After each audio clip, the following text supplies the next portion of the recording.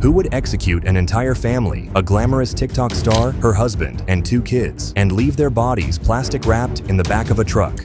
Una influencer y su familia fueron hallados muertos en su vehículo en Guadalajara. Su cuerpo fue hallado junto al de su esposo y sus 2 hijos menores de edad en el barrio de San Andrés, en la capital de Jalisco. This is the story of Esmeralda Ferrer, the so-called narco TikTok queen, whose rise and sudden annihilation in Guadalajara have left Mexico shaken. Her death was a brutal public warning, but a warning from whom to whom? In the next minutes, you'll see how her online persona, her husband's shadowy ties, and one terrifying message to the world all ended in blood.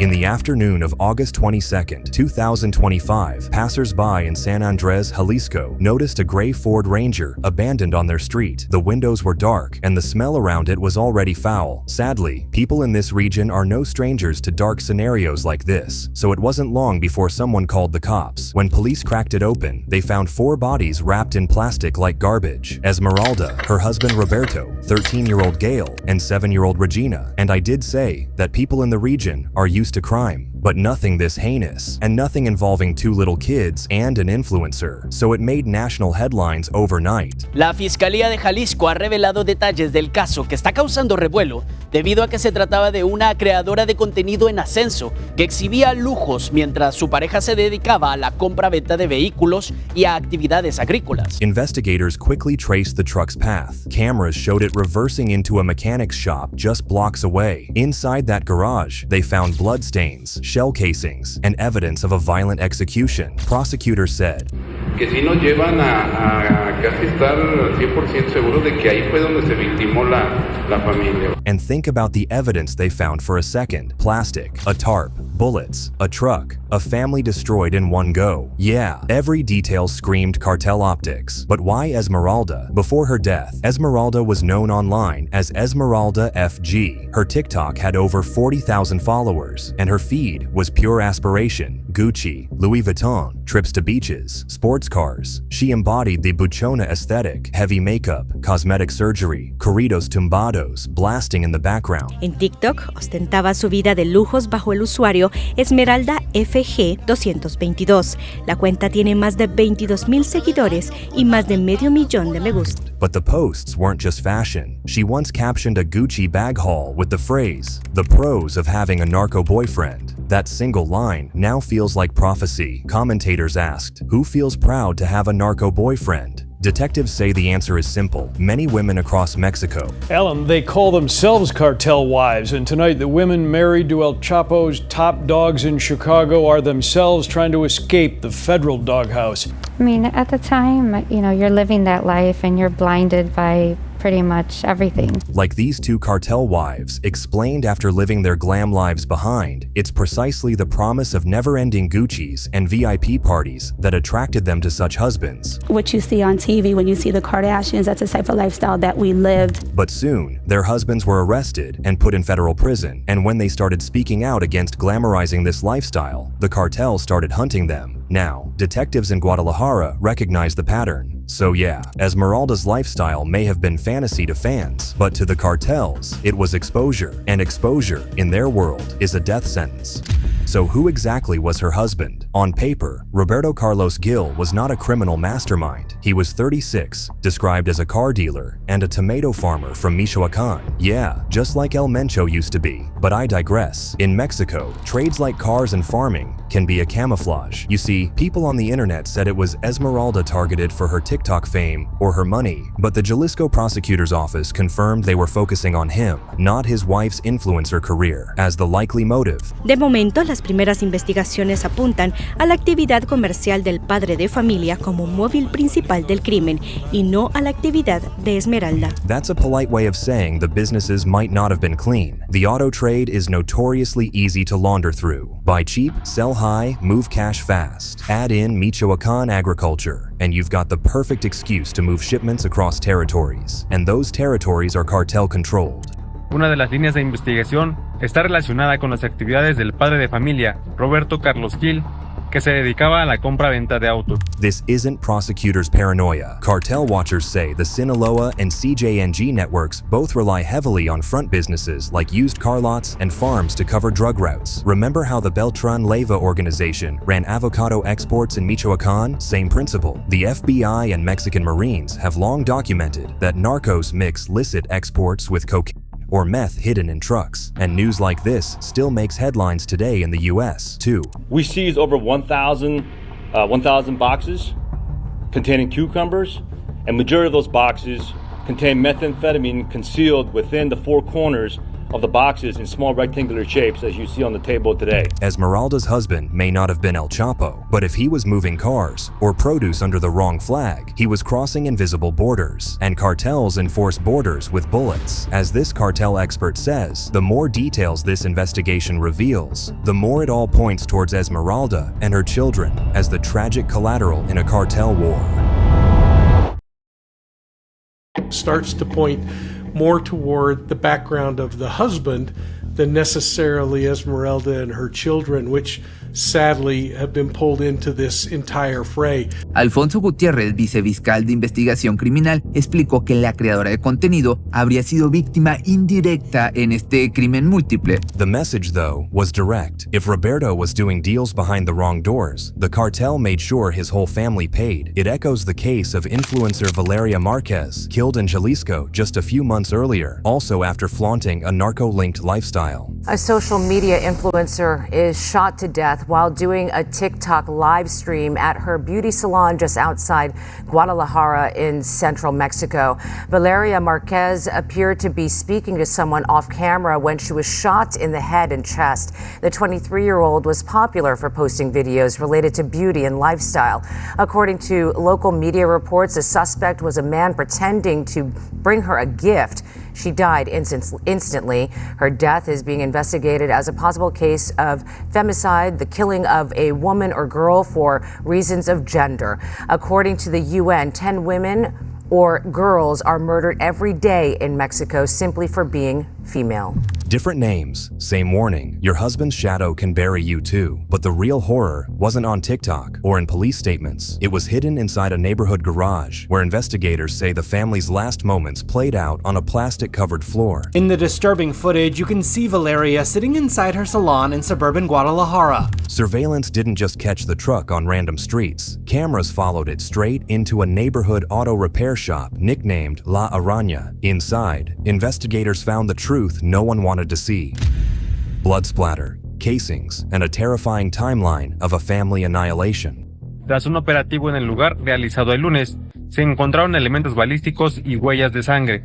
The bloodstains were not just on walls or concrete floors. No, there was plastic all over the repair shop. Mike King, a retired commander, explained why the plastic mattered. And you know, all you have to do is go back to the movies when you see the guy who's under scrutiny in the cartel, and he walks into the boss's office and that floor happens to be covered with plastic. That detail, he said, is not cinematic. It's been cartel logic since before Pablo Escobar, laying down tarps to keep the scene clean before moving bodies. Cartels rely on a lot of factors to stay out of prison. One is bribing cops, another is threatening them, but another is avoiding them completely. And to do that, you need to clear out a crime scene ASAP, hence the plastic. Except in Esmeralda's family case, they didn't get to remove the plastic before the police actually found it and seized it as evidence. That's why prosecutors told media they were almost 100% sure the killings happened there. And just blocks away, the truck with the family's bodies was dumped. A short, brutal trip designed for maximum visibility. Then, the very men suspected of knowing what happened there vanished in front of prosecutors' eyes. At first, it looked like progress. Two mechanics working at La Araña were hauled in, Hector Manuel Valdivia Martinez and a man known only as El Chino. Entre los sospechosos estaban dos trabajadores del taller identificados como Héctor y un hombre apodado El Chino.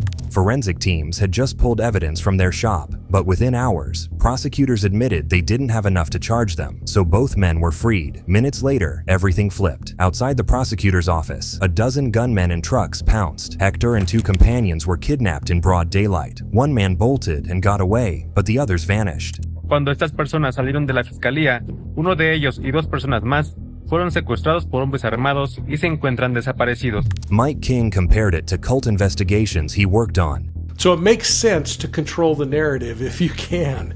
And that makes really good sense if you have orchestrated something and you've left things undone, that you would try to control that. That's the terrifying part. Suspects don't usually get snatched outside government buildings unless someone powerful wants them gone forever. Think of the Ayotzinapa case, where 43 students disappeared after being handed to cartel-linked police. The message is the same: silence the trail, even if it means storming official territory. It's just another way cartels are avoiding prison time, as brutal as it sounds. And once again, they seem to be one step ahead of the authorities. But that doesn't mean they don't keep digging. And just yesterday, a report blew the case open again. Bottom line, Roberto may have been the target, but Esmeralda was the match that lit the fire. You see, Esmeralda's TikTok wasn't subtle. Her videos flaunted Dior handbags, a red Jeep, beach resorts, and manicures that screamed buchona chic. To fans, it was aspirational, but cartels don't like attention, like Mike King explains. All of a sudden, she's bringing what potentially could be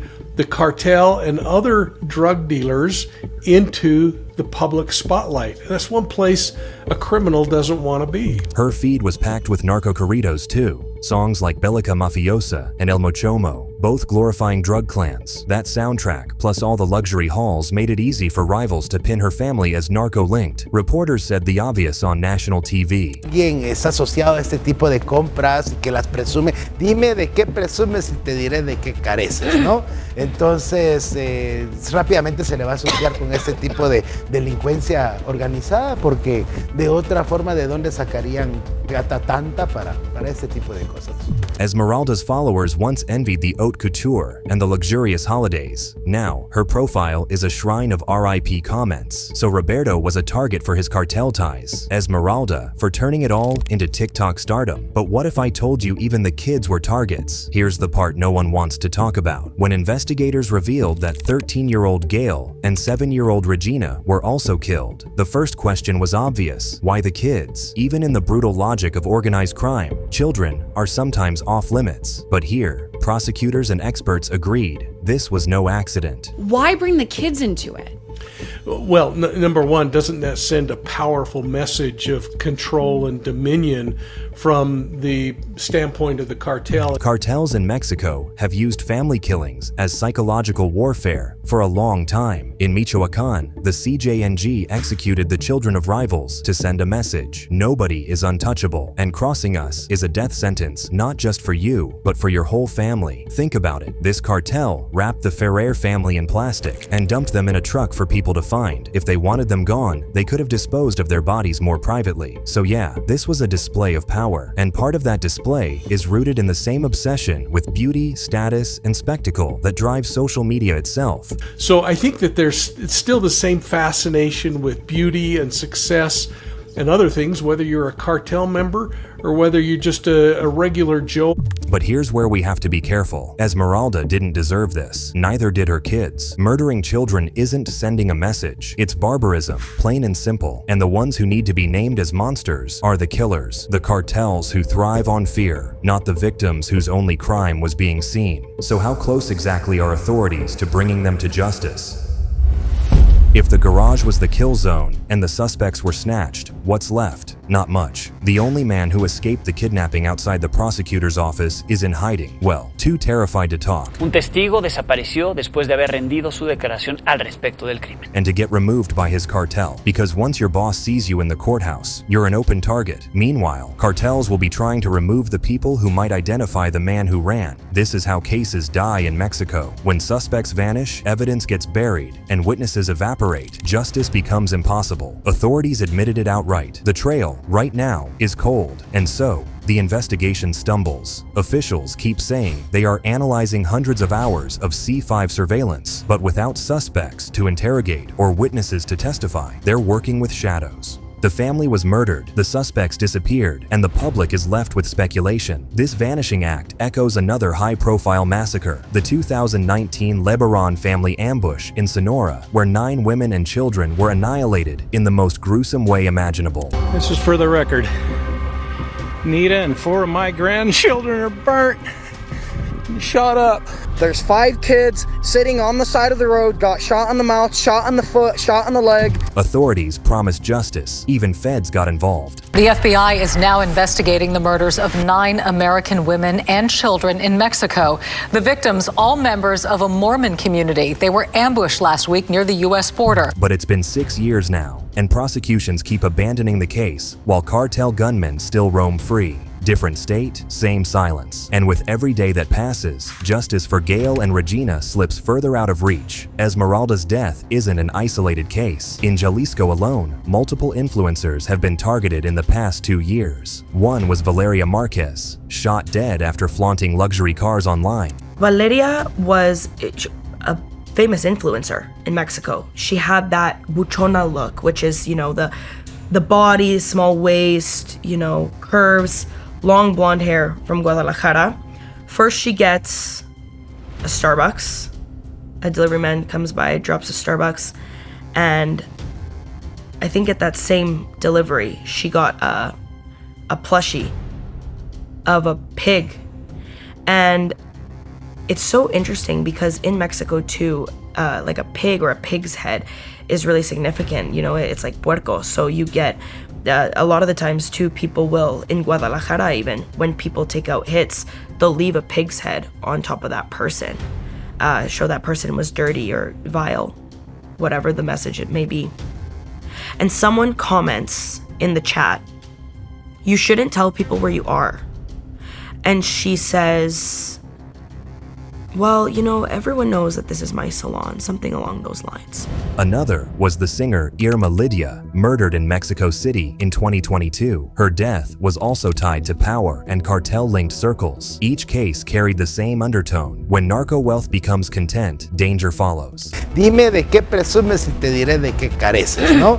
Entonces, rápidamente se le va a asociar con este tipo de delincuencia organizada, porque de otra forma, ¿de dónde sacarían? It's easy for critics online to point fingers at Esmeralda, to say she flaunted too much. Her last posts are filled not only with condolences, but also with blame. Why on earth would she reveal and brag about her husband being in the cartel on social media with such a big following? We need to stop calling PPL influencers just BC they had TikTok followers. The bar is so low. Keep your kids and your lives private when you are parents. But let's be clear, this blame is misplaced. Esmeralda didn't pull the trigger, and blaming the victims is exactly what lets the killers hide behind their spectacle. Experts warn that narco culture itself fuels this cycle. Narco corridos glorify the buchona lifestyle. Netflix narco dramas romanticize it, and young creators copy it for clout. But what they don't show is the price, the way cartels kill not only rivals, but families, children, and bystanders. Esmeralda's murder forces us to confront a grim reality. In Mexico, social media visibility can be lethal. When you glamorize narco wealth, you might attract followers, as well as assassins. So the question that haunts the internet now, how many more influencers will die before Mexico stops bleeding for cartel clout? Please feel free to share your thoughts with us in the comments below, and don't forget to subscribe to our channel for more in-depth videos like this. Meanwhile, click on any of the cards on your screen right now to watch more of our videos.